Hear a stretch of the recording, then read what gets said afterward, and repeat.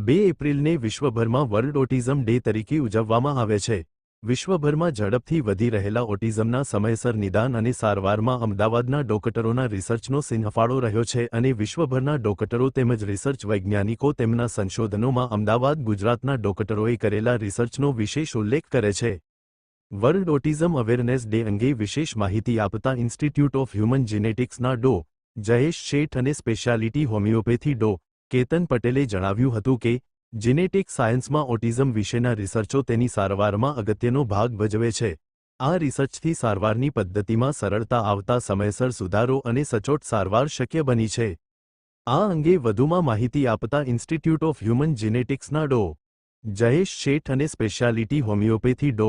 કેતન પટેલે જણાવ્યું હતું કે ગુજરાતમાં ઓટિઝમની સારવાર અંગે જાગૃતતા લાવવી અતિ આવશ્યક છે, જેથી આવતીકાલ વર્લ્ડ ઓટિઝમ અવેરનેસ ડેની શરૂઆતથી સમગ્ર વર્ષ દરમિયાન ઓટિઝમના રોગથી પીડાતા 100મી વધુ જરૂરિયાતમંદ બાળકોની સારવાર, જીનેટિક ટેસ્ટ અને તેની સાથે સંકળાયેલ થેરાપી પાછળ વાર્ષિક રૂ.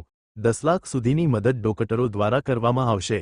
આગામી સમયમાં ગુજરાતમાં ઓટિઝમના ક્ષેત્રમાં સારવાર અને રિસર્ચ કરનારા એલોપેથિક, હોમિયોપેથિક, આયુર્વેદિક જેવી તમામ શાખાના ડોકટરો સંયુક્તપણે થેરાપી કરનાર સાથે રહી ઝડપી સારવાર અને સુધારો લાવવા કટિબદ્ધ છે।